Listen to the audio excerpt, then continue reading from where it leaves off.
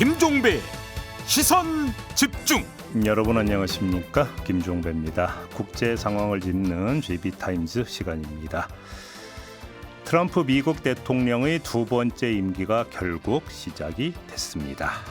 트럼프의 취임 첫 주 어느 나라가 울고 웃었는지, 그리고 우리나라가 직면한 문제는 무엇인지 일부에서 함께 들여다보겠습니다. 그리고 서울 서부지방법원 폭동 사태, 우리나라뿐 아니라 외신에서도 한국의 정치 위기가 심화되고 있다며 주목을 했는데요. 유사한 해외 사례 살펴보겠습니다. 국가기관에 대한 불신이 폭력 세태로 이어졌을 때 정부와 국민은 어떤 노력을 해야 할지, 법적 구조적으로는 어떤 변화가 필요할지 함께 진단해 보겠습니다. 1월 26일 일요일 김종배의 시선 집중, 광고 듣고 시작합니다.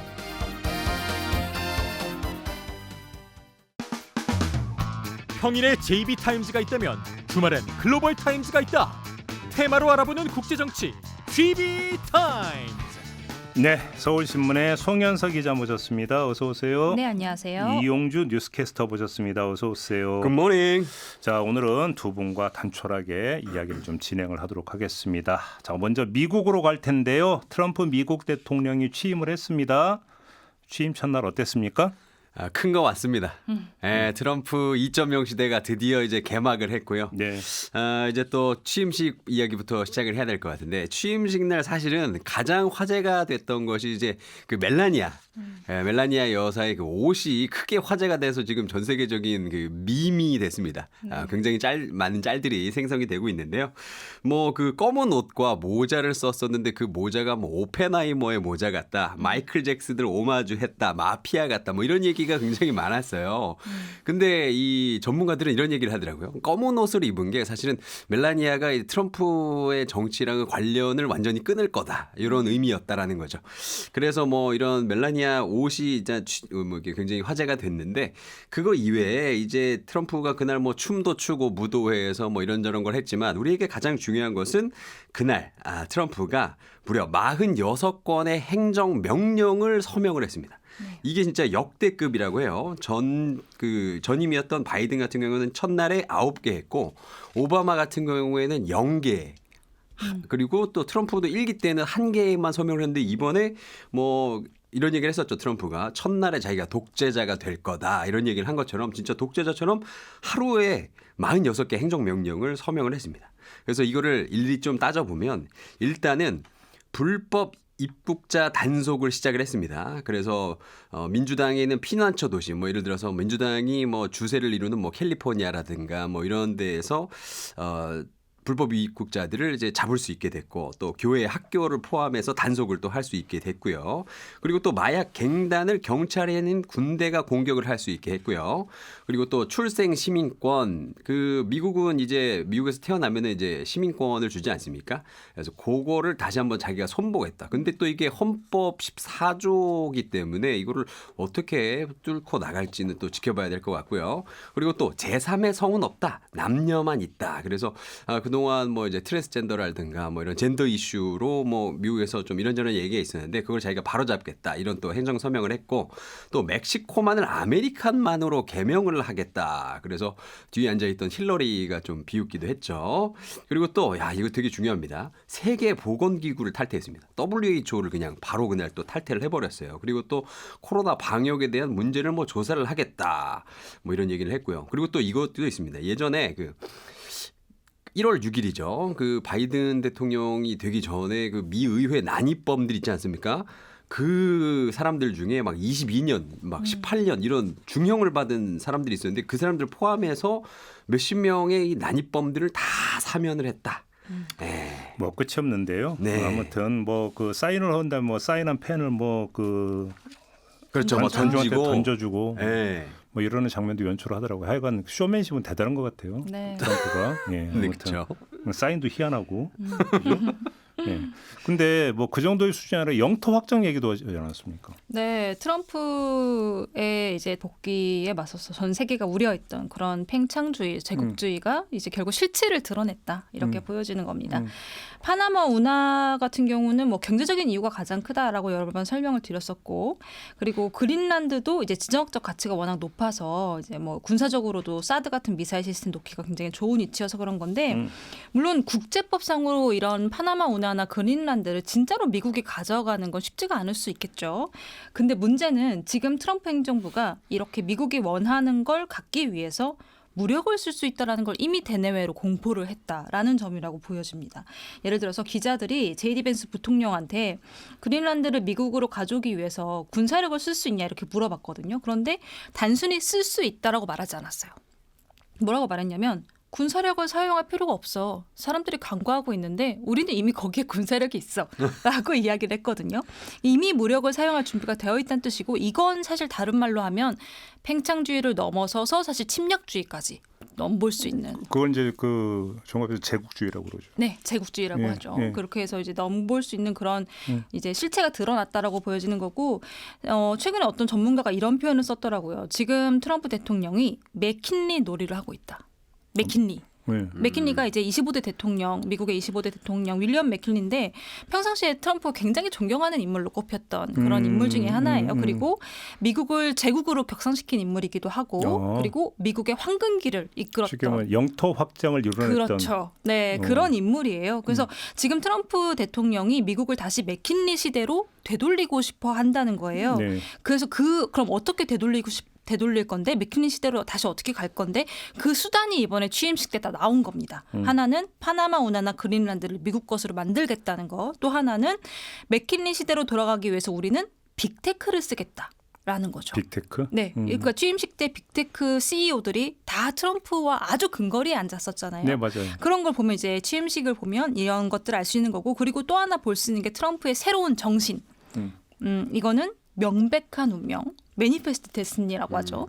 이게 이제 뭐 미국의 영토 확장을 정당화하고 뭐 서부 개척도 대표하는 그런 단어고, 아까 말씀드린 맥킨리 시대를 대표하는 그런 단어입니다. 근데 미국 역사와 정치가 이야기하는 이 명백한 운명이라는 건 결국 미국인은 이 신세계를 개척하고 좀 문명화해야 된다라는 신의 사명을 가지고 있기 때문에 미국이 아메리카 대륙을 지배하는 게 굉장히 명백한 운명이다라고 이야기해왔던 거잖아요. 그런데 이 명백한 운명 리스트에 이 그린란드와 파나마 운하도 포함이 된 겁니다. 그렇죠. 그 파나마 운하 같은 경우는 뭐 중국이 사실상 지배하고 있다 이런 식으로 뭐 지금 얘기하고 있는 거죠. 네네, 실제로 파나마 운하에 항구가 총 5개인데 이 중에 2개를 홍콩 대기업이 운영을 하고 있기 때문에 실질적으로는 중국이 소유한 거나 마찬가지다. 네. 왜냐하면 홍콩은 이미 중국에 넘어가 있는 상태니까요. 그렇죠. 네. 그렇게 논리가 그렇게 되는 네. 거다. 알겠습니다. 아무튼 중국 심기가 되게 불편할 것 같은데, 근데 뭐 원래 60% 관세 때린다고 막 하다가 네. 60은 아닌 것 같은데 중국 쪽은 어떻습니까?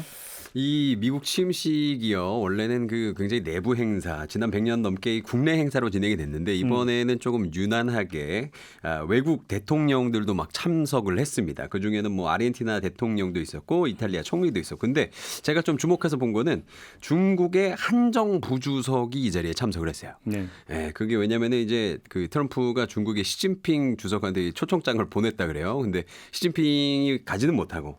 그래서 대신 보낸 것 같아요. 그래서 그날 정작 그 취임식 당일에는 중국 관련해서 이야기가 없었습니다. 뭐 예의였는지는 모르겠어도. 근데 그 다음 날 취임 이튿날인 21일 날 기자회견을 열면서 이런 얘기를 했어요. 트럼프 대통령이 우리는 중국이 펜타닐을 멕시코와 캐나다에 보낸다는 사실에 근거해서 10% 관세를 부과하는 것에 논의를 하고 있다. 다음 날 1일부터 중국산 모든 제품에 대해 10% 일괄 관세를 고려하겠다. 그러니까 사실은 60% 때리겠다 그랬는데 좀 많이 그 수위가 좀 줄어든 거죠. 그리고 또 여기에서 갑자기 또 유럽을 때리기 시작했습니다. 유럽과의 무역 적자도 거론을 하면서 중국은 미국을 악용하지만 중국만 그런 게 아니고 그 유럽 연합은 더 나쁘다. 뭐 이러면서 유럽 EU도 또 엄청 때리기 시작을 했죠. 그래서 지금 뭐 이런 것들 좀 보면은 사실 중국이랑 또 무역 전쟁을 다시 한번 또 세게 진행을 하는 것 같은데 옆에 사실은 트럼프 옆에 항상 있는 게 일론 머스크잖아요. 근데 일론 머스크가 중국이랑 되게 친해요. 친중국 인사죠. 네, 엄청 친한데 어느 정도로 친하냐면 이제 그 테슬라 일론 머스크가 가지고 있는 테슬라가 상하이에 기가 팩토리라는 걸 가지고 있는데 그 기가 팩토리라는 걸 가지고 있을 때 그 자금을 중국 공산당으로부터 한 2조 정도를 대출을 받았고요. 심지어 또 굉장히 신기하게 중국 공산당 사상 처음으로 100% 외국 지분을 일론 머스크한테 인정을 해줬어요. 그러니까 굉장히 친 공산당 인물인 거예요. 그래서 옆에 일론 머스크가 옆에 이렇게 딱 트럼프 옆에 있으니까 사실은 트럼프가 중국을 그렇게 세게 때리지 못할 거다라는 것이 전문가들의 좀 분석인 것 같습니다. 그래요? 네. 어떻게 친중 인사를 그 옆에 뒀대요? 그러면 트럼프도. 예. 근데 사실 가장 궁금한 그 지점은 미국과 멕시코 국경 지점 아니겠습니까? 네. 반이민 정책의 1호 아닙니까? 트럼프 여전히. 그렇죠. 어떻습니까? 취임식 당일날 이제 제가 기사를 서치를 하려고 이제 보는데 AP를 딱 열었을 때 첫 페이지 그 상단에 가장 크게 이제 나와 있는 일면 같은 거죠. 그게 울고 있는 이민자의 사진이었어요. 멕시코? 네, 멕시코에서 국경에서. 그러니까는 그때 입국 인터뷰를 하다가 결국은 트럼프 취임이 이제 시작이 되면서 행정명령이 사인이 되면서 못 들어오게 된. 그런 사람들이었거든요. 그래서 그 사람들이 막 이제 갈 수 없다 그러면서 눈물을 흘리는 이제 그런 모습에. 이들은 그러니까 불법 이민도 아닌 거잖아요. 그렇죠. 입국을 준비하고 있었던 사람들인 합법적 거죠. 경로를 통해서 이제 가려고 네, 했던 네. 사람들이잖아요. 네. 근데 지금 이제 다 그걸 막아버린 겁니다. 그래서 그 취임 당일날 이제 그렇게 됐기 때문에 그런 이제 사진들이 굉장히 많이 보도가 됐어요. 그래서 이 트럼프는 지금 남쪽 국경에 국가 비상사태를 선포하겠다고 얘기했는데 이번 주 이제 금요일 정도에 이미 군대가 이제 1차 군대가 들어갔다라는 소식이 전해져 있는 상태입니다. 예.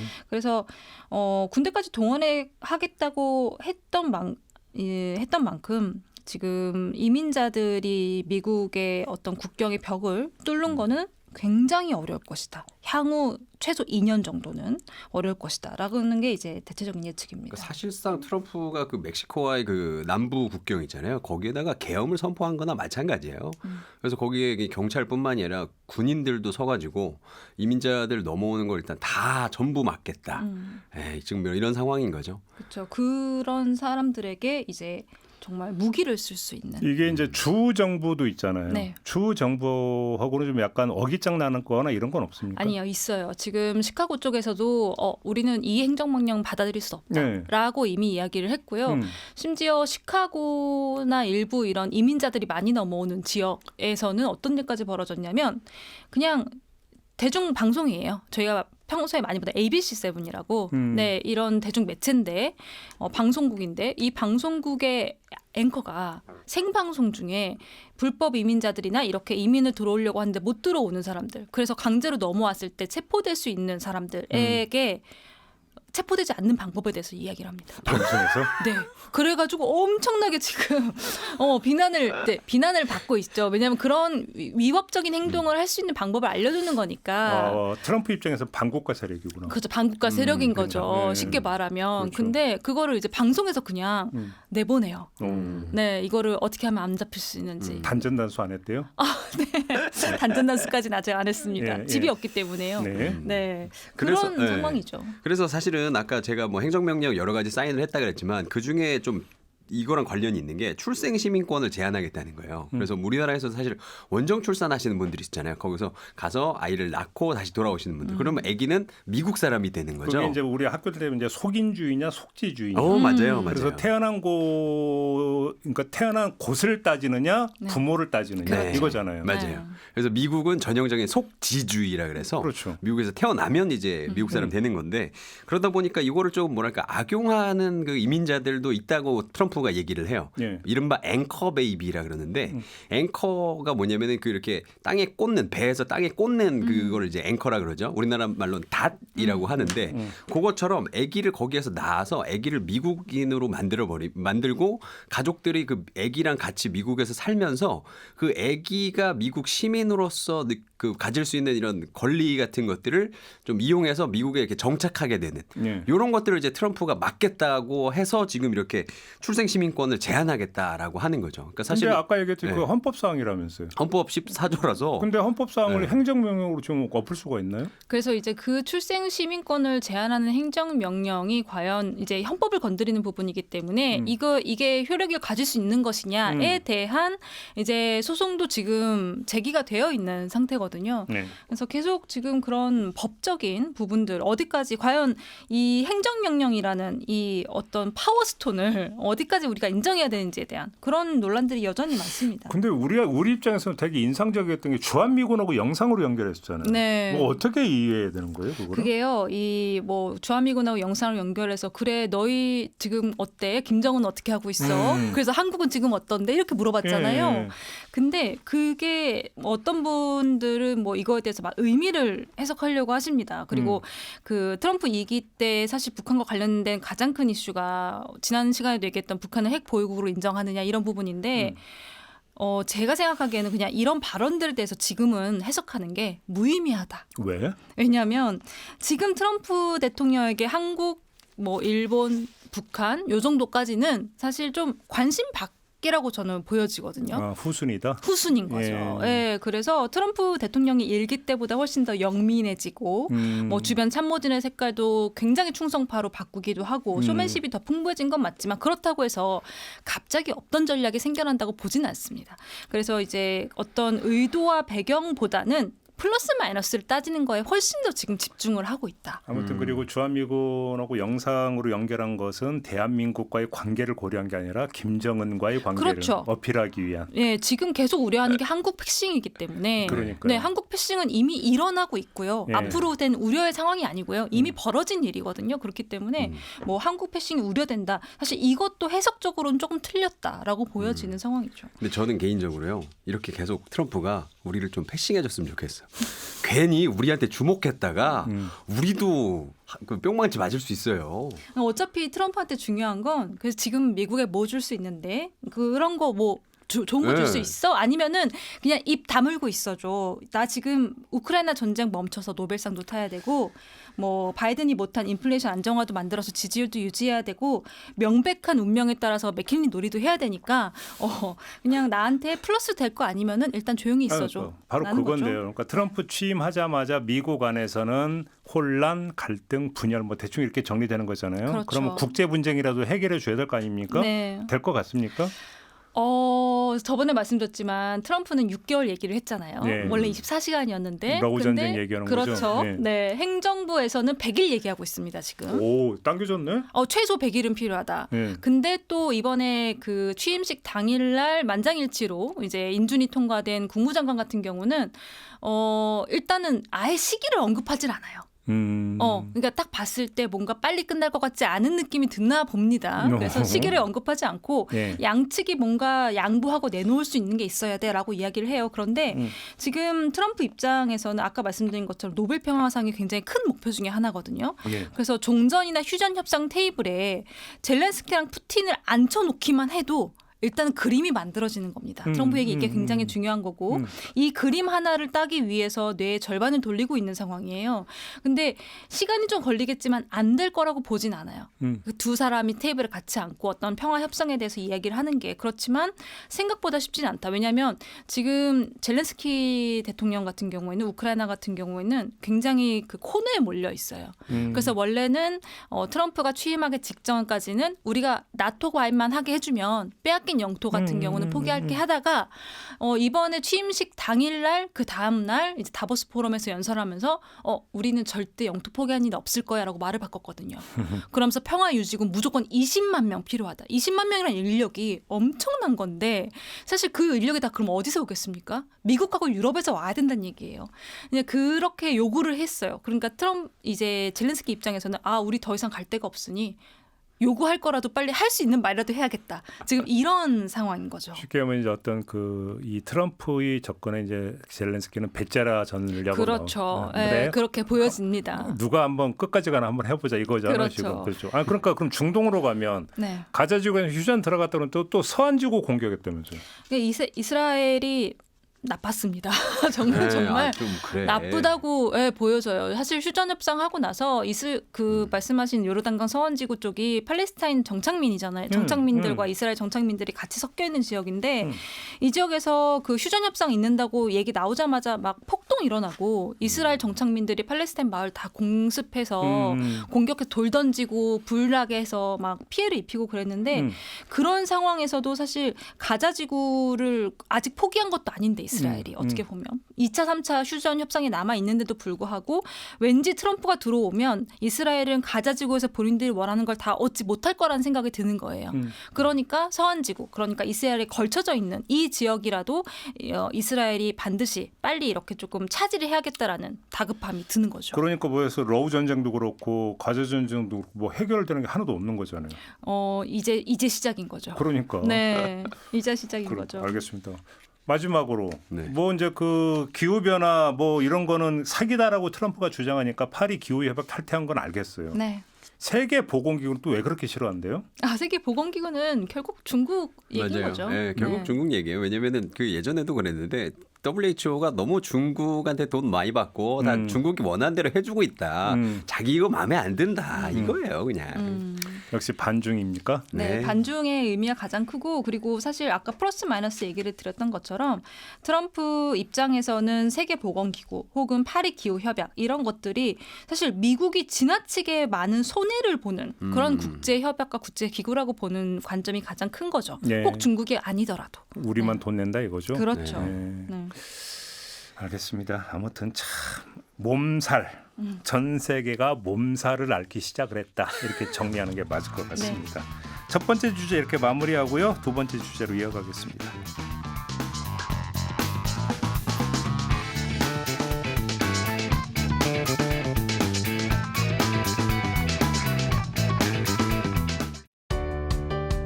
때로는 날카롭게, 때로는 삐딱하게, 그러나 매 순간 섬세하게 시선이 필요한 우리 사회 곳곳을 살펴봅니다.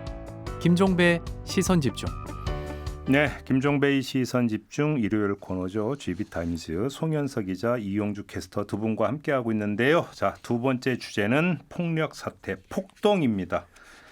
우리나라 서울 서부지방법원에서 폭동이 발생을 했습니다. 뭐 이 자체 뉴스를 여기서 다시 되짚을 이유는 없을 것 같고 저희는 글로벌한 시각으로 지금 방송을 하고 있기 때문에 한국에서 발생한 이 폭동 사태를 해외에서는 어떻게 보고 있는지 그다음에 해외 유사한 사례가 뭐가 있었는지 이걸 좀 짚어보고자 함인데요. 네. 자, 일단 해외 외신들의 반응부터 좀 누가 좀 정리 좀 해주실래요? 어떻게 나오고 있는지. 외신 말고요. 제가 그 해외 그냥 일반 그 시민들 인터넷 상황부터 좀 말씀드려도 될까요? 예. 이거 되게 웃긴 얘기예요. 예. 이게 근데 19일 새벽에 이 일이 일어났잖아요. 네. 그리고 나서 이제 19일 날 오후에 제가 이제 인터넷을 이렇게 하는데 외국 인터넷입니다. 외국 인터넷에 인기 글 중에 제목 중에 하나가 한국 대통령의 계엄령은 정당했다라는 거예요. 그래서 아니 이게 무슨 소리야 하고 저는 깜짝 놀라서 그걸 클릭을 했죠. 예. 그랬더니 그 내용이 뭐였냐면 야 봐라 지금 폭도들이 이스라엘 국기랑 미국 국기 들고 한국 법원 들어가서 때려 부수고 있는데 저게 반국가 세력 아니냐? 저것 때문에 한국 대통령이 계엄령 한 거 아니야? 야 그럼 그게 맞지? 뭐 이러는 거예요. 그러니까 외국 친구들은 이 상황에 대해서 전혀 모르고 앞뒤 논의를 모르고 그냥 그것만 보고 아 저 사람들이 반국가 세력이구나. 쉽게 하면 외국과 내통한 사람들이 네. 대한민국의 국법 질서를 흔들기 위해서 폭동을 일으켰으니까 네. 그걸 막으려고 계엄령 발동한 거다. 네. 그러니까 그들이 참. 그들이 지지자라는 거를 전혀 모르는 거예요. 배경이 없으니까. 그래서 저도 그거를 이거 설명을 해줘야겠다 하고 저는 댓글을 달려고 했는데 네. 이미 많은 한국 분들이 거기다 대고 설명을 해주고 있더라. 야 그게 아니고 이 사람들은 거기 서포터들이야. 그랬더니 또 뭐 그랬더니만은 그게 어떻게 서포터가 되냐. 외국 친구들은 이해를 못해요. 근데 저는 제일 궁금한 게 미국 반응인데요. 네. 그 인력 사태 있지 않습니까? 네. 의사당 난입 사태. 그거 비교 많이 하지 않습니까? 네, 저는 그 인력 사태와 비교하는 그 어떤 분석의 기사를 사실 CNN이랑 AP에서 제일 먼저 봤어요. 오. 네, 그러니까 먼저 봤어요. 그쪽에서 먼저 이거는 우리 인류 사태랑 너무 비슷한데?라고 걔네들이 먼저 거의 본 진짜 거예요. 똑같아요, 진짜. 예, 그런 뭐 예를 들어서 이제 뭐 아주 하드웨어적인 부분, 그러니까 헌법기관인 국회의사당 혹은 헌법기관인 어떤 서부지법을 이렇게 파괴하려고 했다라는 거 말고도 사실 이 헌법기관을 무너뜨리고 폭력을 행사하는 수단 중에 하나가 SNS였다라는 사실도 굉장히 비슷했고요. 왜냐하면 2021년 당시에 트럼프가 정말 사랑했던, 진심으로 사랑했던 트위터, 그게 대표적인 SNS 수단 아니었습니까? 지금은 우리나라에서는 유튜브가 이제 그 역할을 한 거죠. 이런 플랫폼의 차이만 있을 뿐이고, 이거를 이제 대통령 당시에 뭐 트럼프라든지 이렇게 대통령이나 대통령의 지지자들이 모두 이걸 소통의 도구로 또 SNS 사용하고 있다라는 것도 굉장히 놀라울 정도로 똑같은 점이었는데, 그때 이제 이 인류 사태하고 비교하는 글을 보면서 저는 약간 주어를 계속 확인하는. 이거 잠깐 우리 얘기 아니야. 그러니까 그래서 미국 얘기야, 우리 얘기야. 양상도 네. 비슷했고 또 구호도 비슷하죠. 너무 비슷했어요. 구호가 아니 이게 진짜 웃겨요. 사진도. 구호가 너무 구호를 그냥 그 16 사태 때 있었던 그 구호를 그냥 지금 썼어요. 스탑 네. 더 스틸이라고. 그렇죠. 도둑질 멈추라고. 그러니까 외국 친구들은 너무 혼란스러운 거죠. 이거 보는데 이게 무슨 일이야. 그리고 CNN에 이제 그런 제목의 기사가 나왔어요. 왜 일부 한국인들은 저 스탑 더 스틸을 쓰느냐. 네. 왜 성조기를 흔드느냐. 이거에 대해서 분석하는 기사들이 굉장히 자세히 나왔죠. 아이고. 네. 이거 뭐라고 얘기를 해야 되나. 아무튼 근데 미국 얘기 잠깐 하면 그 1.6 사태의 주동자까지 지금 다 풀려나지 않았습니까? 네, 그것도 제가 기사를 처음 보고 처음에 약간 눈을 비볐습니다.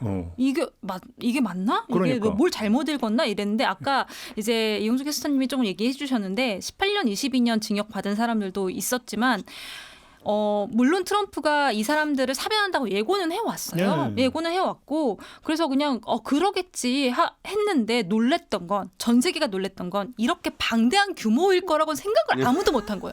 1,500명이 넘는 사람들을 사인 하나로 감방에 있는 사람들, 감방에 있던 처벌받았거나 사람들. 한 사람들이 토탈이 1,500명. 1,500명 이상인데 1,500명이 넘는 사람들을 한꺼번에 사인 하나로 이제 한 거예요. 그래서 아까 제가 그 행정명령이라는 게 정말 대통령이 된 사람한테 주어지는 어떤 무한한 그런 파워스톤 같다고 얘기를 드렸잖아요. 그래서 권력을 가진 사람이 이 권력을 어떻게 써야 하는지에 대한 거를 다시 한번 조금 돌아봐야 되지 않나라는 생각을 했었고, 그리고 저희가 자주 하는 말 중에 하나가 그러라고 당신 대통령 시킨 거 아니야. 이런 얘기들 많이 저희가 하잖아요. 근데 AP가 뭐라고 평가를 했냐면, 지금까지 미국 역사상 법무부가 가장 많은 노력을 쏟아 부었던 사건의 기소가 이번에 행정명령 하나로 무너졌다라고 이야기를 했어요. 근데 민주주의 국가는 시스템으로 돌아가는 거고, 그 시스템이 무너지면 민주주의도 무너지는 건데, 트럼프의 이 사면 행정명령이 1,500명을 다 사면시킨 이 행정명령이 민주주의에서도 가장 핵심적인 어떤 법치주의의 시스템을 완전히 무너뜨렸다라고 평가가 되는 거죠. 근데 이번에 사면을 시켜줌으로써 1.6 사태의 배후가 자신이었음을 전 세계 만방에 지금 고백한 거나 다름없는 거 아닙니까? 근데 사실 뭐 본인도 이거 가지고 기소가 됐잖아요. 그러니까. 대선 뒤집기로 기소가 됐는데, 본인은 이제 대통령이 되면서, 그러니까 그 기소건에 대한 결론이 나지 않은 상태에서 대통령이 됐기 때문에 이제 대통령 불소추권에 의해서 본인은 아무런 그것도 이제 영향을 받지 않는 상태가 된 거잖아요. 이런 상태에서 이제 본인이 어떻게 보면은 의리를 발휘했다. 아니 근데 애당초 취임식 날 있잖아요. 취임식 날 옆에 그 바이든이 앉아 있었어요. 앉아 있었는데 트럼프가 그 이전 선거는 그 완전 부정 선거였고 이런 얘기를 자기 입으로 했어요. 그렇기 때문에 사실 뭐 이 사면도 같은 계열이라고 보면 될 것 같아요. 트럼프가 한국을 바라라고 하는 거에 대해서 어떤 느낌이 드셨습니까, 두 분은?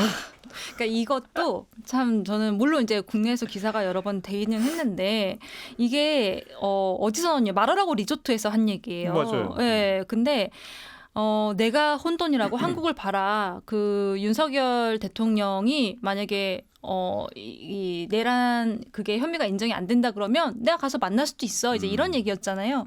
근데 정말 저는 이것도 큰 의미가 없었다. 네. 뭐. 네, 진짜 트럼프에게는 지금 한국이라는 나라의 상황이 북한 말고 한국이라는 나라의 상황이 그렇게 본인한테 큰 존재가 아니다. 한국보다 북한에 더 집중을 그렇죠. 하고 있습니다. 트럼프는 사실. 네. 근데 국내에서는 그걸 걱정하는 사람들이 꽤 있잖아요. 트럼프가 뭘 모르면서 지금 뭐 그 이 한국에 지금 이 전국에 대해 영향을 미칠 만한 발언을 한마디 하고 그것을 윤석열 대통령의 극렬 지지자들이 받아가지고 키우고 막 이렇게 될까봐 이제 그 걱정하는 어떤 목소리도 있습니다. 네. 그럴 바에는 그냥 조용히 있는 게 낫다.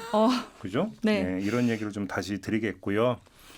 근데 뭐 얘기를 하다 보니까 뭔가 자꾸 몸이 움츠러드는 이렇게 느낌이 드는데 우리나라만 이런 거 아니지 않습니까? 네, 그죠? 그래서 그렇죠. 미국 인력 사태 얘기했고 네. 이런 폭동 사태 또 어떤 사례가 있습니까? 일단 영국에서 이제 지난해 흉기 테러 어린이 3명이 사망한 일이 있었어요. 근데 최근에 이 용의자에 대한 이제 재판이 있었고요. 근데 용의자 신원이 확인이 되기도 전에 극우 인플루언서나 음모론자 사이에서 용의자가 영국에 망명을 신청하러 온 무슬림이다라는 소문이 퍼졌던 거예요. 그러면서 반이슬람 극우 폭동이 이어졌고 당시에 1,000명이 넘게 우리는 이번에 100명 좀 넘게 체포가 됐지만 1,000명이 넘게 체포가 됐습니다. 그런데 사실 범인이 무슬림도 아니었고요. 기독교 신자였고 이민자도 아니고 영국에서 태어난 10대 소년이었습니다. 네.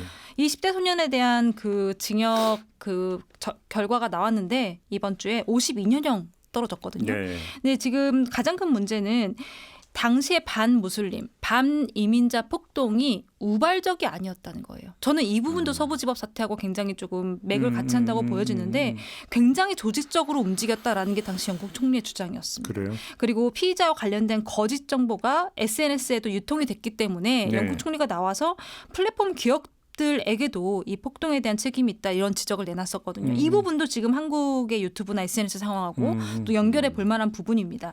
그리고 당시에 그 키어스타머 영국 총리가 이런 폭동에 대응하는 상비군을 만들겠다고 했거든요. 근데 사실 저는 이거는 아주 근본적인 해결 방법은 아니라고 보죠. 그렇죠. 왜냐하면 서부지법 사태를 봤을 때 극단적인 일부 지지자들 때문에 이 서부지법이 망가진 게 단순히 건물이 다이아몬드로 지어지지 않아서 그런 게 아니잖아요. 그럼요. 네, 그렇기 때문에 거짓 정보로 뭐 금전적인 수입을 노린다든지 사람들을 위협에 빠뜨리는 그런 해악밖에 없는 특정 선동이 발생하는 걸 사전에 차단하는 게 가장 근본적인 해결책이라고 보여집니다. 그래도 우리가 이 영국 사례에서 배울 수 있는 게 있다면 지난해 폭력 사태에 가담한 사람은 징역 3년형 받았습니다.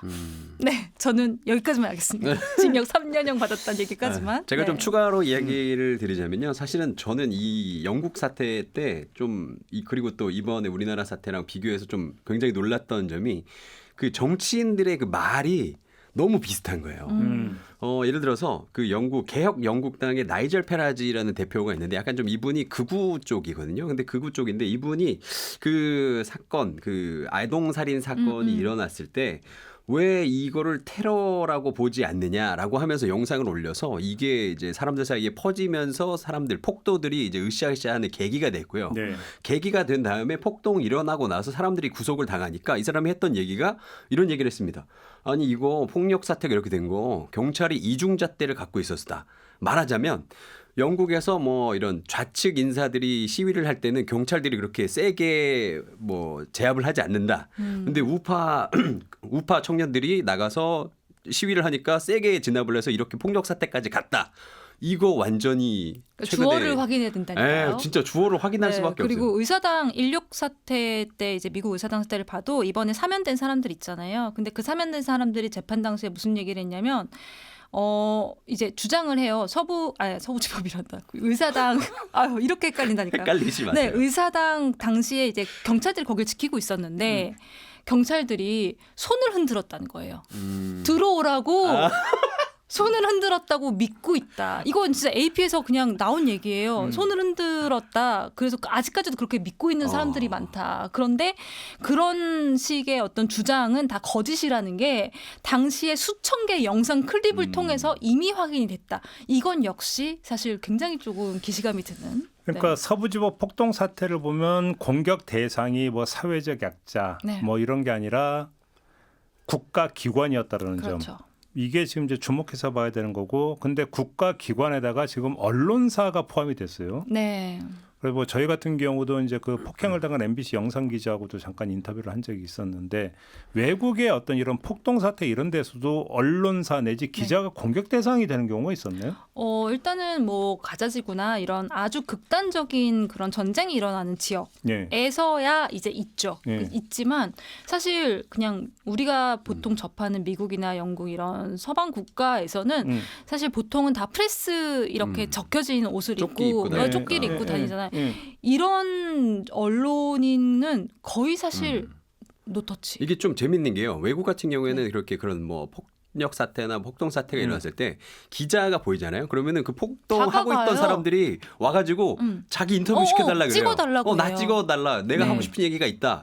그런데 우리나라 같은 경우에는 기자가 보이면은 너 어디 기자야? 너랑 얘기 안 해.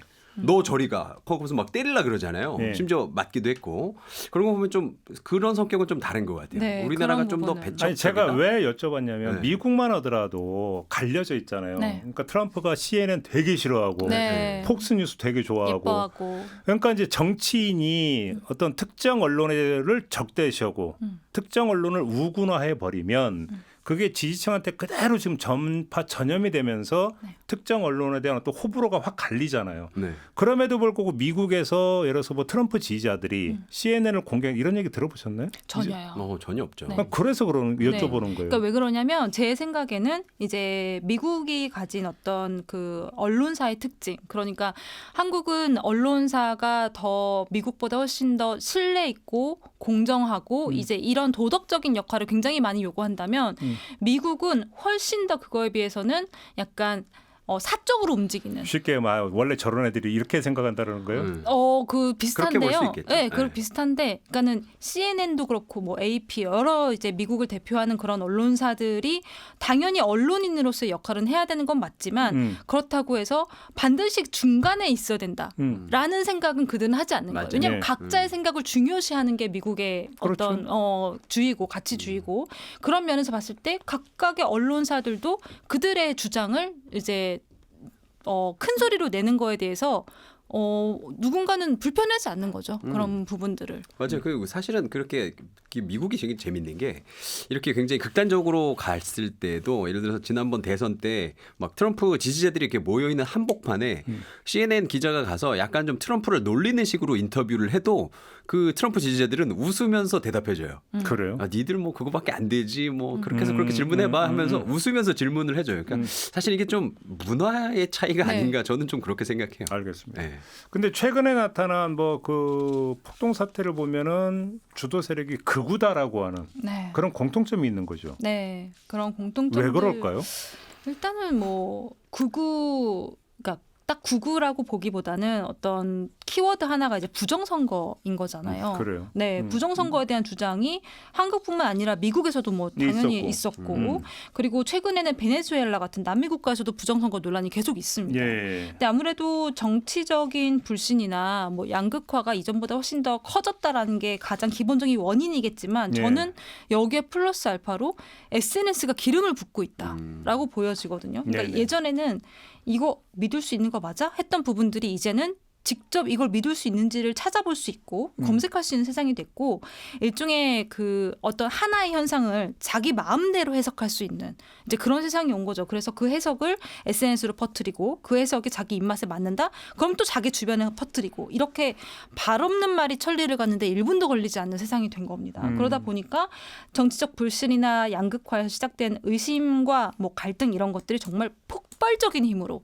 빠르게 퍼져나가는 게 지금 이제 이런 어떤 폭동 사례들이 공통적으로 전 세계에서 벌어지는 원인이 아닐까라고 보여집니다. 그러니까 뭐 K-팝이 있고 K-푸드가 있고 뭐 하는데 그중에 하나가 K-시위다.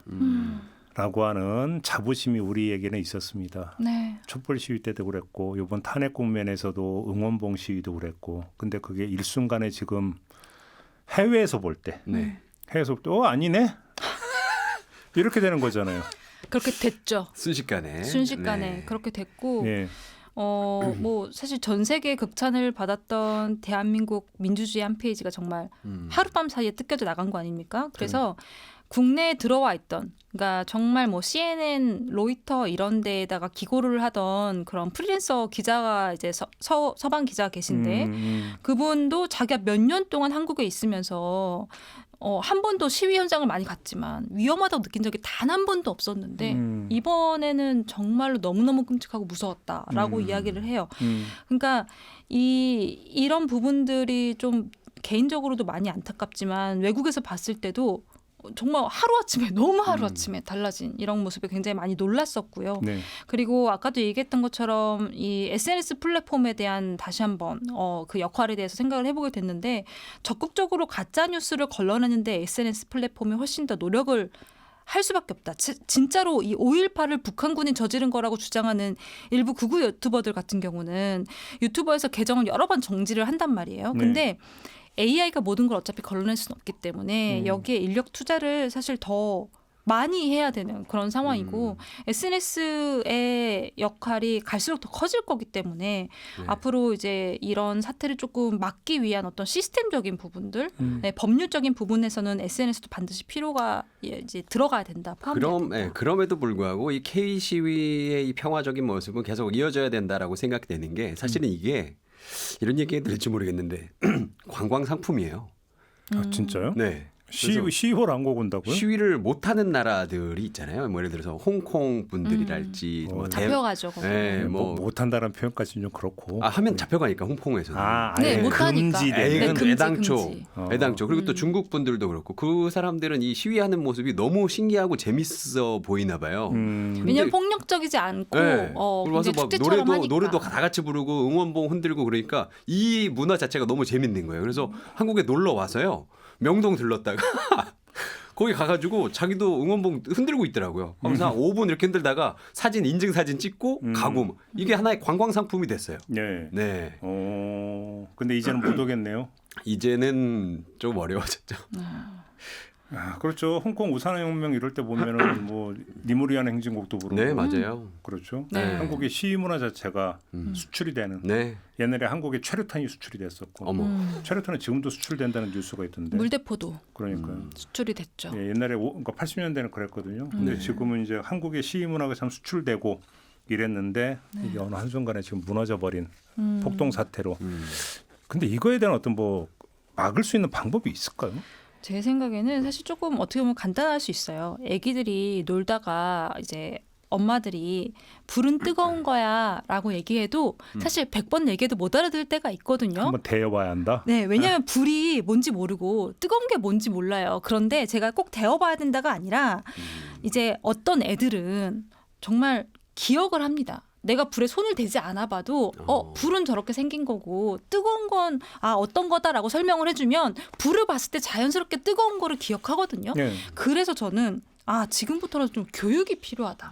어떤 사회적인 현상에 대해서 제대로 보고 좀 읽어낼 수 있게 하는 교육이 필요하고 그리고 그 교육에는 어떤 차별도 있어서는 안 되고 타인의 생각이 나와 다를 수 있으나 이걸 그렇다고 해서 폭력이나 거짓 선동을 동원해서도 안 된다라는 거를 좀 다양한 방식으로 교육을 해야 된다고 보고 그리고 그런 부분도 있어요. 제가 12.3 개헌부터 시작해서 이번에 서부지법 폭력 사태까지 지금 우리 사회가 너무 한꺼번에 많은 윤리적인 문제에 지금 딱 맞닥뜨렸다라고 보여지거든요. 예를 들어서 저는 실제로 이걸 들은 얘기인데 군인은 그럼 어디까지 상부의 명령에 복종해야 돼?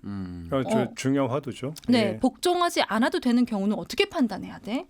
그리고 내가 누군가를 지키는 경호원인데 본인이 지키는 사람이 어떤 잘못을 저지른 사람이면 어디까지 그 사람을 지키는 게 신념이나 직업적 윤리에 맞는 거야?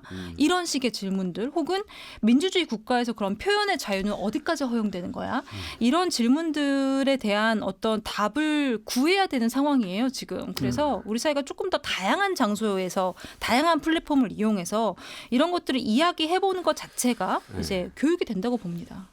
이게 되게 어려운 문제인 것 같아요. 왜냐하면 폭력 시위가 있을 수는 있어요. 뭐 그럴 수 있다고 쳐도 폭력 시위를 어떻게 잠재우느냐에 대한 문제는 사실은 우리가 공권력을 어디까지 사용해야 될까와 굉장히 맞닿아 있잖아요. 그래서 우리나라 같은 경우에는 예전에는 좀 과격하게 그거를 진압을 했습니다. 근데 사회적인 합의가 돼서 그렇게 하지 말자라고 합의가 돼서 우리가 이제 K 시위까지 갔던 건데 다시 이렇게 또 폭력 시위화 되니까 제가 영국 이야기를 좀 해드릴게요. 영국 같은 경우에는 훌리건들이 있어요. 이 사람들은 축구에 미쳐 있어가지고 축구 경기만 있으면 사실 축구 경기보다 싸우러 가는 사람들이거든요. 그래서 일주일에 2번이나 축구 경기가 있어서 이 사람들이 사실 되게 흉흉해요. 축구 경기 있는 날에. 그러면 이제 영국 경찰들이 폭력 시위에는 폭력으로 그거를 제압을 합니다. 그래서 말 타고 돌아다니면서 싸우는 사람들 있으면 그냥 말로 그냥 다 밀어버리고. 근데 그거는 좀 약간 위험할 수도 있죠. 왜 네, 그러냐면 그렇죠. 한국의 전통과 그다음에 정립해온 과정이 있는데 예를 들어서 이번 같은 경우도 그래서 경찰이 조금이라도 좀 더 강하게 진압을 했다면 막을 수 있지 않았을까라는 얘기를 하는 걸 저도 알아요. 네. 그런 얘기가 나오는 건 알고 있는데 그 전에 사실은 언제 어디서든 간에 비슷한 양상이 벌어질 수도 있고 그다음에 구속영장 실질심사가 있다는 사실은 바로 오늘은 이 장소가 될 가능성이 높다라는 것은 얼마든지 예상할 수 있었다라면 좀 더 많은 기동대를 배치를 해서 차단을 했다면 이런 상황까지 발생했겠느냐라는 지적을 먼저 저는 들어야 된다고 생각하거든요. 그래서 그렇게 됐다면 강경 진압을 할 이유도 없는 거죠. 네. 막으면 되는 거니까. 막으면 되는 거니까. 그러니까 그런 점에서 너무 쉽게 그러니까 경찰도 물리력을 행사할 수 있게 해줘야 된다. 이런 식으로 바로 연결해서 갈 성질의 문제는 아니고 맞아요. 네. 경찰이 사전에 충분히 예방을 하려고 했는가 사실은 이전부터 좀 짚어볼 필요가 있다. 네. 저는 그렇게 생각을 맞습니다. 합니다. 저희가 이태원 네. 사태를 봐도 사실 그 이태원 참사를 봐도 그 참사에서도 저희가 계속 지적했던 부분들, 우리가 교훈으로 삼아야 되는 부분들, 그러니까 예상할 수 있는 부분에 충분히 우리가 준비를 해놨다면 그렇죠. 참사를 막을 수 있었다라는 거잖아요. 그리고 이제 아까 조금 전에 송현석 기자의 말을 제가 받아서 한 말씀만 더 드리면 이제 그 불에 대여보는 게 별로 좀 과학적인가? 아무튼 네네. 가장 좋은 방법이라면 그 비율을 적용할 수 있는 방법이 뭐냐? 엄단이다. 맞습니다. 이번에 지금 구속되고 했던 것에 대해서 아주 원칙적으로 강력하게 사법적 처벌을 해서 이렇게 하면 이렇게 된다라고 하는 것들을 보여주는 것. 그렇죠. 강한 경고의 의미를 띠는 것. 이것도 중요한 하나의 방법이 될 수 있다. 이렇게 네. 생각을 합니다. 자, 오늘 이야기는 좀 이렇게 마무리하도록 하겠습니다. 두 분 말씀 잘 들었습니다. 고맙습니다. 고맙습니다. 감사합니다. 네, 김종배의 시선집중 오늘 준비한 이야기는 여기까지입니다. 저 물러가고요. 내일 아침에 설 특집으로 다시 찾아뵙겠습니다. 고맙습니다.